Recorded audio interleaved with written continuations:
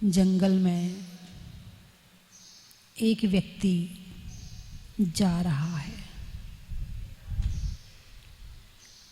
जंगली हाथी उसके पीछे आया। आदमी भागा, हाथी उसके पीछे भागा। आगे आगे व्यक्ति, पीछे पीछे हाथी। व्यक्ति ने देखा ये हाथी तो पीछे पड़ गया है। आगे जाकर वो व्यक्ति एक पेड़ पर चढ़ गया और पेड़ की एक डाल पर बैठ गया। हाथी आया, अच्छा ये ऊपर बैठा है। उसने पेड़ के जो तना है सूंड से उसको हिलाना शुरू किया। आदमी का बैलेंस बिगड़ा और वो डाल पर लटक गया। गिरना था, गिर नहीं पाया, वो लटक गया। वो जिस डाल पर लटका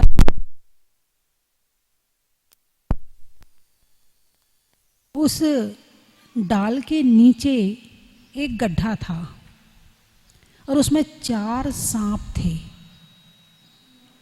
जिस डाल पर वो लटका था उस पेड़ की ऊपर वाली डाल पर मधुमक्खी का छत्ता था।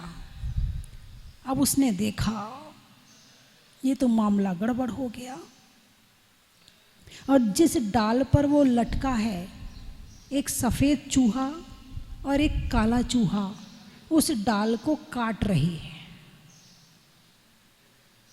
कितनी मुसीबत में है वो आदमी। अरे बोलिए ना, हाँ या ना। वो आदमी कितनी मुसीबत में है, आप उसकी मुसीबत को समझ सकती हो? अभी वर्णन करती हूँ तो पता चलेगा कि सारा संसार उतनी ही मुसीबत में है। बस आंख बंद किए है। उतनी ही मुसीबत, जितनी मुसीबत उस व्यक्ति के सामने है उतनी मुसीबत हम सबके सामने आज है। हम समझना नहीं चाहते। अब वो पेड़ हिला तो जो मधुमक्खी का छत्ता है उसमें जो शहद है उसमें से कुछ बूंदें टपकी। कुछ टपका तो उस आदमी ने मुंह ऊपर किया। अब मुंह ऊपर करेगा तो ये मुंह खुल जाता है, ये बैलेंस है। आप सीधे बैठे हो तो मुंह बंद है, आप मुंह ऊपर करके बंद करके बताओ, नहीं बता सकते हो। मुंह खुल जाएगा, ये शरीर अपना बैलेंस अपने आप बनाता है।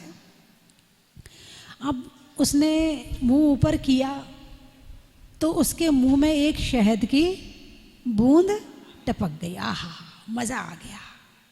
इतनी मुसीबत के बीच में है मगर एक शहद की बूंद ने उसे आनंद दे दिया। अब वो हाथी लगातार पेड़ को हिलाए जा रहा है। एक देवता आता है विमान लेकर, आओ मेरे इस विमान में बैठ जाओ। तुम्हें देखकर मुझे बहुत दया आ रही है। तुम कितनी मुसीबत में अटके हुए हो। आओ बैठो, मैं विमान तुम्हारे नीचे लाता हूँ। नहीं नहीं, अभी रुक जाओ। क्या बात है, एक बूंद और। क्या कहता है? एक बूंद और। विमान में जो देवता है वो रुक गया। थोड़ी देर बाद फिर कहा, आजा भाई, एक बूंद और। अब उस वृक्ष का वर्णन करते हैं, उस व्यक्ति का वर्णन करते हैं।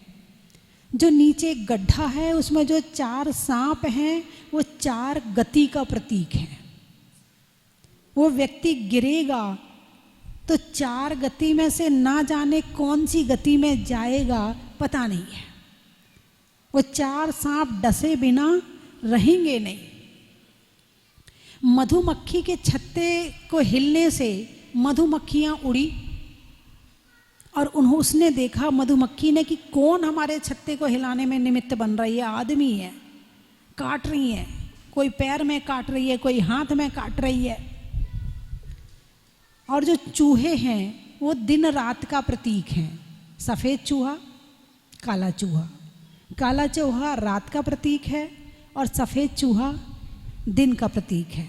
हमारा समय कट रहा है, कट रहा है, कट रहा है, एक क्षण को भी। और जिस दिन वो डाल कट जाएगी, वो आदमी गिर जाएगा गड्ढे में, सांप डस लेगा। ऐसे ही जिस दिन हमारी ये आयु कर्म पूरा हो जाएगा, फिर से हम दूसरी गति में चले जाएंगे। और जो मधुमक्खी हैं, ये हमारे परिवार का, हमारे रिश्तेदारों का प्रतीक है। परिवार सुख ही सुख देता है क्या? अरे बोलिए ना। जितने लोग परिवार में रहते हैं, उनके परिवार वाले 24 घंटे उन्हें सुख ही सुख देते हैं क्या? नहीं। क्या करते हैं? काटते रहते हैं, फिर भी वहां से नहीं निकलता है। काटा, थोड़ी देर के बाद भूल गया, फिर मस्त हो गया। फिर काटा, फिर भूल गया, फिर मस्त हो गया।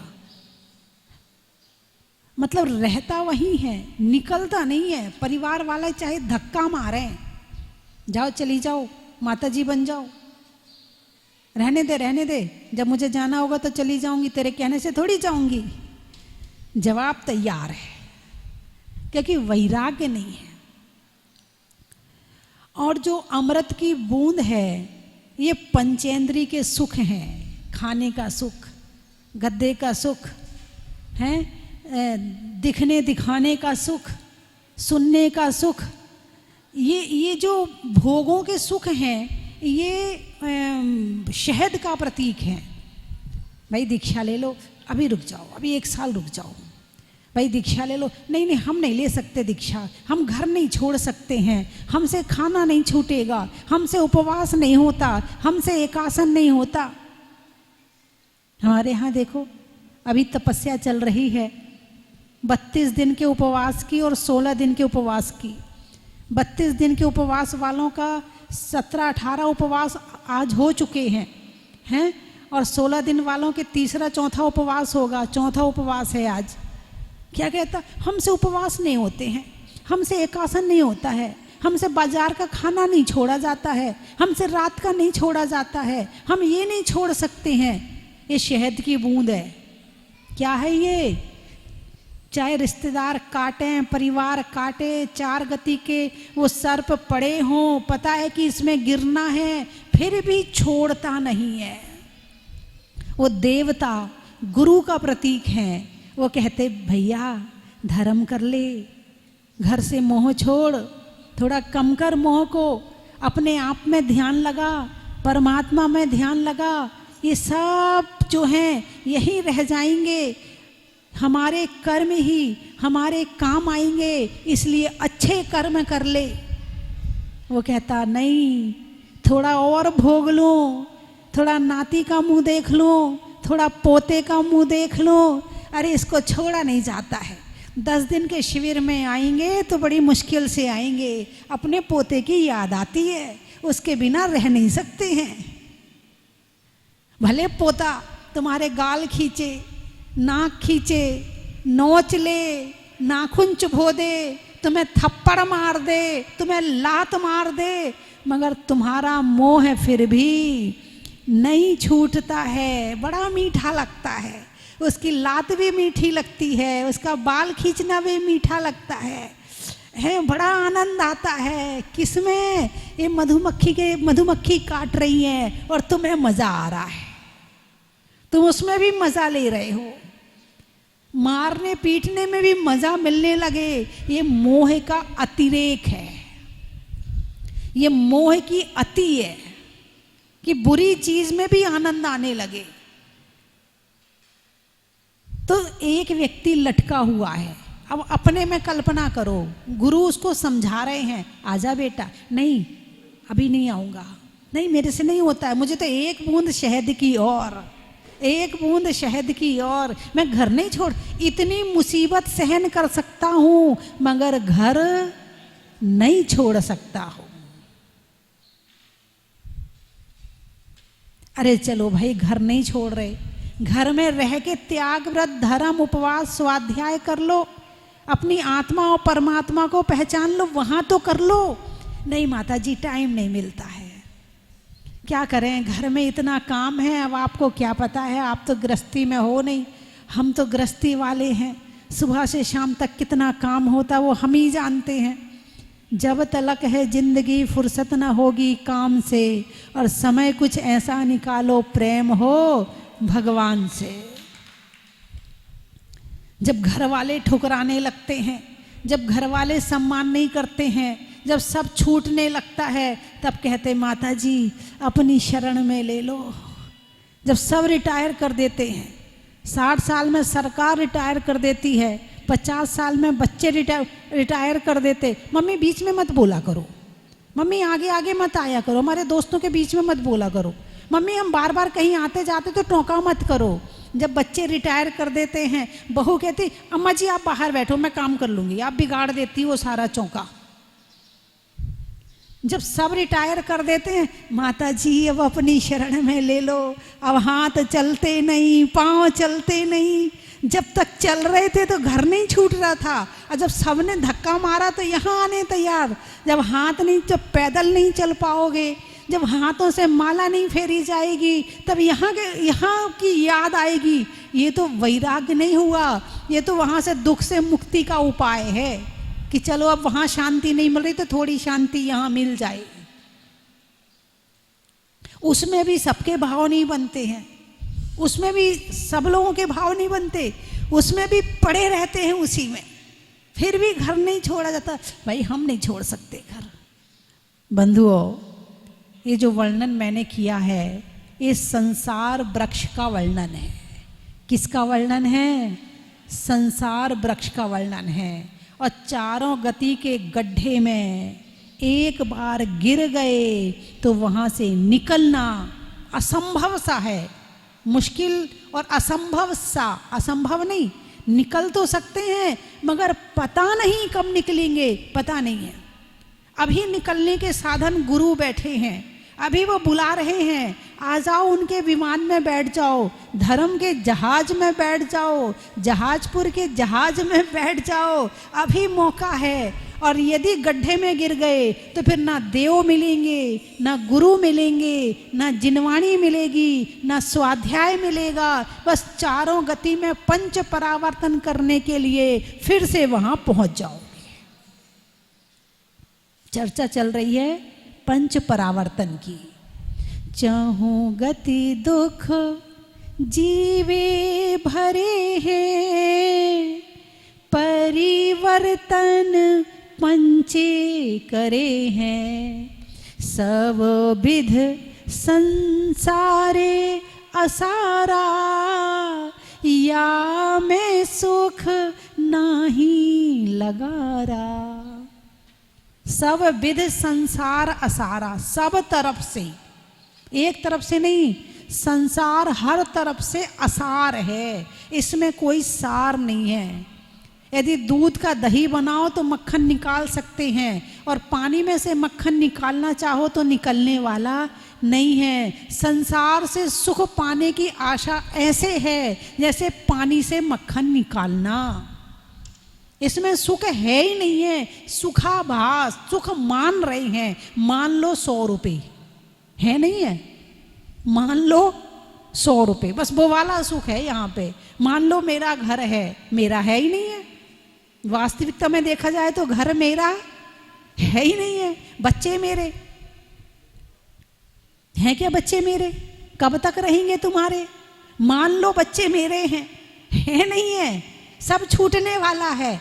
जो छूटने वाला है वो मेरा नहीं, और जो मेरा है वो छूटेगा नहीं। सब विध संसार असारा, या मैं सुख नाही लगारा। लगार, लगार जानते हो? जैसे दाल की चम्मच सब्जी में डाल दी तो दाल की लगार किस में चली गई? सब्जी में चली गई ना। दाल में हल्की फुल्की, जो चम्मच में दाल हल्की फुल्की लगी थी वो किस में चली गई? लगार। तो इसको क्या कहते हैं? दाल की लगार सब्जी में कर दी, या एक हरी की लगार दूसरे में कर दी, जिसको कहते हैं लगार। या में सुख नाही लगारा, इतना सुख भी नहीं है जितनी चम्मच में दाल का पानी लगा है। संसार में इतना सुख भी नहीं है, और मान रहे हैं तो क्यों मान रहे हैं? वो मोह मनवा रहा है। कौन नहीं जानने देता कि सत्य क्या है असत्य क्या है? ये मोह। राग और द्वेष, राग में भी दुख है और द्वेष में भी दुख है। अच्छा, राग में दुख है कि नहीं? तुम अपने बच्चे से प्रेम करते हो, दुख है कि नहीं? अरे बोलिए ना, कहाँ से दुख है? इतना अच्छा लगता, कितना मजा आता है। मेरा बेटा, मेरा लाडला, मेरा अडल्ला, कैसे खिलाते हो उसको, मेरा राजा बेटा, मेरा लाडला, पता नहीं क्या क्या कहते, खिलाते कि नहीं खिलाते? ठीक है, राग में सुख है। अब सुख है कि दुख है, अब प्रैक्टिकल करना। जब तक वो अनुकूल है तो सुख है, ठीक है। अब बेटे को बुखार आ गया, अब टेंशन किसको हो रही है? और टेंशन दुख है कि सुख है? अरे बोलिए ना, टेंशन दुख है कि सुख है? दुख है। टेंशन में इंसान अपने आप को दुखी महसूस करता है कि सुखी। अब बेटे को बुखार आ गया और टेंशन तुम्हें हो रही है, तो तुम राग में दुखी हो रहे हो कि सुखी हो रहे हो? राग दुख दे रहा है कि सुख दे रहा है? अब चैन है, चैन पहने हैं गले में, चैन सुख दे रही है, ठीक है, राग है चैन से। अब चैन कोई छीन के ले जाए तो राग ने दुख दिया कि सुख दिया? भाई कोई भी चीज होती है, 8, 10, 20, अब उसका टोटल करो। अब टोटल कितना निकलेगा? 8, 10 और 20 का 8, 18 और 20 और जोड़ लो 38। टोटल क्या हुआ? 38। अब राग का टोटल निकालो, दुख निकलेगा कि सुख निकलेगा? जिस राग को हम अच्छा मानते हैं उसका जो टोटल निकलता है ना, वो दुख ही निकलता है। इसलिए राग दुख का कारण है। अब बेटा सुख का कारण है। अब बेटा बड़ा हो गया, बात नहीं मानता है, उल्टी सीधी बात करता है, जवाब देता है वो ढंग से नहीं बोलता है। अब बेटा दुख का कारण है कि सुख का कारण? दुख का कारण। अब उससे द्वेष होगा कि राग होगा? हे भगवान, कहाँ से मैंने इसको जन्म दे दिया। राग होगा तो द्वेष होगा, और द्वेष होगा तो राग होगा। इसीलिए कहा है कि सब विध संसार असारा, इसीलिए कहा। इसीलिए भगवान ने राग और द्वेष दोनों को छोड़ा है, एक को नहीं छोड़ा है, दोनों को छोड़ा है। कि राग भी दुख का कारण है और द्वेष भी दुख का कारण है। मैं ये नहीं कह रही कि घर छोड़ दो, मैं ये कह रही कम करो, कम करो, कम करो। जितना कम हो जाए उतना कम करो, और जितना कम होगा उतने सुखी, ठीक है। 3 भुवन में सार वीत राग विज्ञान का। तीनों लोकों में सार क्या है? वीत रागता। और तीनों लोकों में असार क्या है? ये संसार। संसार छूटेगा, संसार यानी मोह, और मोह यानी संसार। मोह छूटेगा तो वीतरागता आएगी, और मोह बढ़ेगा तो वीतरागता नहीं रहेगी। जितना जितना कम करोगे उतना उतना सुखी होते जाओगे। एक बड़ा अच्छा भजन याद आ रहा है, कहो तो सुना दूं? सुना दूं? अच्छा। शिव राह, शिव यानी मोक्ष, राह यानी रास्ता। शिव राह बड़ी मुश्किल, मुश्किल है। शिव राह बड़ी मुश्किल, रास्ते हैं वहाँ के अनजाने, और दूर बड़ी मंजिल। शिव राह बड़ी मुश्किल, कोई अपना नहीं संसार में, सब डूब रहे मझधार में, कोई अपना नहीं संसार में, सब डूब रहे मझधार में। ये करे में बढ़े बोझिल, रास्ते हैं वहाँ के अनजाने, और दूर बड़ी मंजिल, शिव राह बड़ी मुश्किल। चारों गतियों के आगे लाचार है, जहाँ कर्मों की पड़ती मार है। चारों गतियों के आगे लाचार है, जहाँ कर्मों की पड़ती मार है। यहाँ जी बड़े गाफिल, रास्ते हैं वहाँ के, बोलिए अनजाने, और दूर बड़ी मंजिल, शिव राह बड़ी मुश्किल। वीरा का दामन थाम ले, चरणों का सहारा मांग ले। वीरा का दामन थाम ले, चरणों का सहारा मांग ले। फिर दूर नहीं मंजिल, रास्ते हैं वहाँ के अनजाने, और दूर बड़ी मंजिल, शिव राह बड़ी मुश्किल। जब तक मोह का जोर होता है, तब तक धर्म के सारे कार्य कठिन लगते हैं, और जब मोह का जोर कम होता है तो धर्म के सारे काम सरल लगते हैं। अब एक रात्रि भोजन करने वाली महिला से कहो रात्रि भोजन छोड़ दो, हमसे नहीं छूटेगा, हम तो रात में खाते, भाई हमारे तो भूख लगती है, हमें तो बहुत भूख लगती है रात में। हाँ, और जो धर्मात्मा होगा वो क्या कहेगा, हाँ आप सही कह रही हो, जब इतना पाप लगता है, इतना पाप कमा के कहाँ जाएंगे, कहाँ भोगेंगे। दिन तो पड़ा है खाने के लिए, चलो दिन में ही खा लेते हैं, उसको सहज लगेगा, क्योंकि वो कर्म को जानता है, क्यों आत्मा को जानता है, परमात्मा को जानता है, और अपनी आत्मा का भला चाहता है। जो अपनी आत्मा का भला चाहता है उसे धर्म सरल लगता है, और जो अपनी आत्मा को जानता नहीं, पहचानता नहीं, भला नहीं चाहता, उसे धर्म कठिन लगता है। भोगों को छोड़ने का एक ही उपाय है कि अपनी आत्मा से प्रेम करना शुरू कर दो।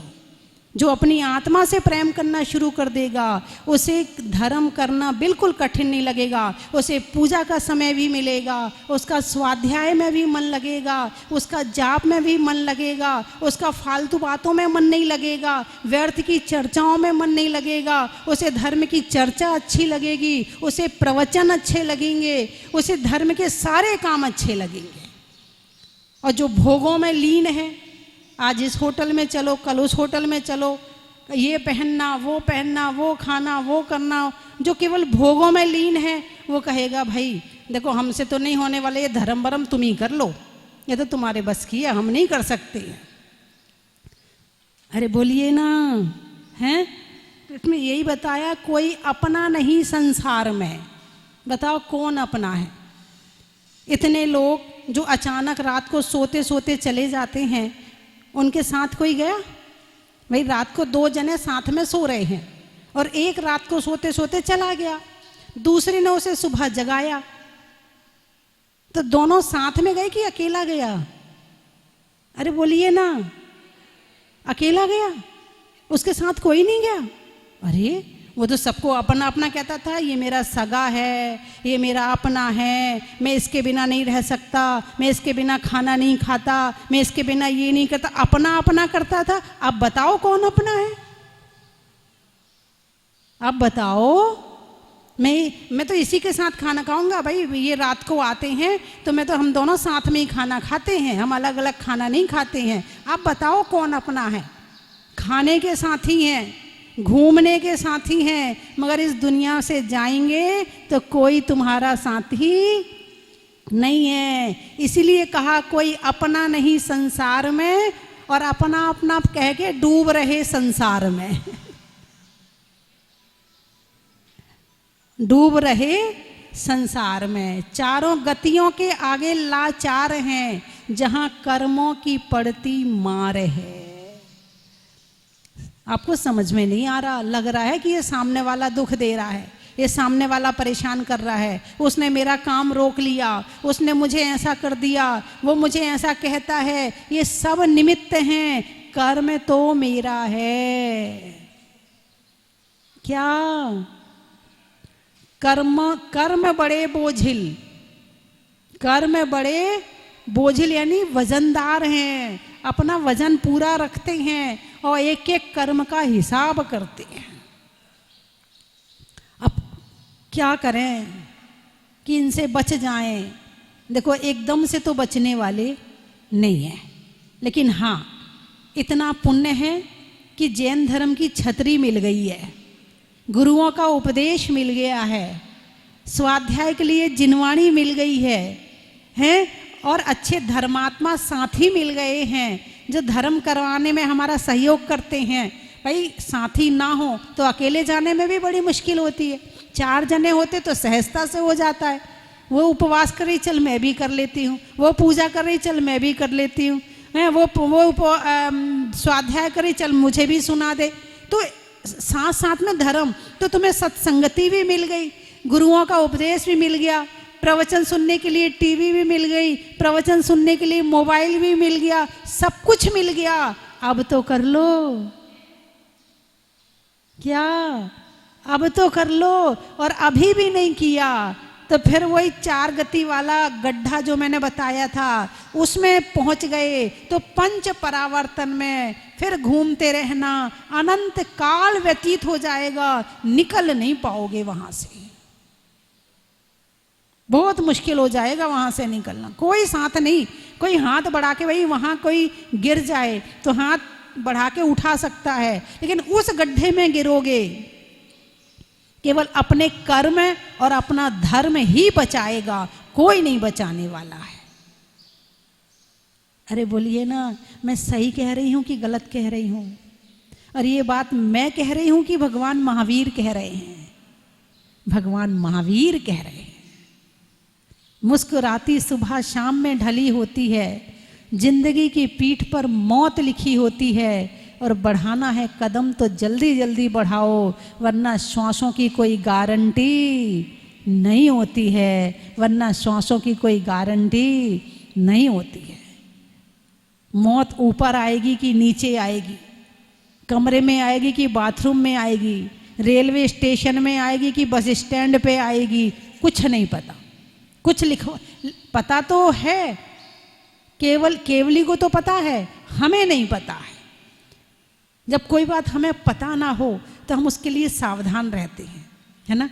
सावधान रहते, भाई पता नहीं ऐसा हो जाए, पता नहीं, तो भाई सावधान रहो, भाई देख के चलना, यहाँ केले के छिलके पड़े हैं, रपटा है यहाँ पे, हैं यहाँ कहीं भी फिसल सकते, काई लगी है, सावधानी से चलो। ऐसे ही मौत पता नहीं कब आ जाएगी, किस क्षण आ जाएगी, कहाँ रपट जाएंगे और कहाँ गिर के मर जाएंगे, पता नहीं है। सावधानी से जीवन जियो। रिश्तों में नानी का, पीने में पानी का, और जीवन में सावधानी का। स्वभाव में नर्म का, भोजन में गर्म का, और जीवन में धर्म का। प्रतिभा में विलक्षण का, ज्योतिषी में लक्षण का, और पर्वों में 10 लक्षण का। शांति धारा की झारी का, धरती पर नारी का, और 10 लक्षण पर्व की तैयारी का। 10 लक्षण पर्व की तैयारी कर ली? हाँ, जो लोग घर में होंगे उन्हें क्या तैयारी करी होगी? 10 दिन कौन सी साड़ी पहनना है, 10 दिन कौन से सेट पहनना है, 10 दिन कौन सी चप्पल पहन के मंदिर जाना है, 10 दिन में, हाँ यही तो तैयारी होती है आजकल। और आज तो बहुत सारी महिलाएं ब्यूटी पार्लर में भीड़ मची होगी। अब मंदिर जाएंगे भाई, अच्छा थोड़ी लगेगा, चेहरे पर इतने बाल दिखते हैं, अच्छे थोड़ी लगते हैं। अरे बोलिए ना, ये किसकी तैयारी चल रही है? उत्तम क्षमा की, मार्दव की, संयम की, त्याग की, कौन सी तैयारी चल रही है? ब्रह्मचर्य की तैयारी चल रही कि अब्रह्म की तैयारी चल रही है?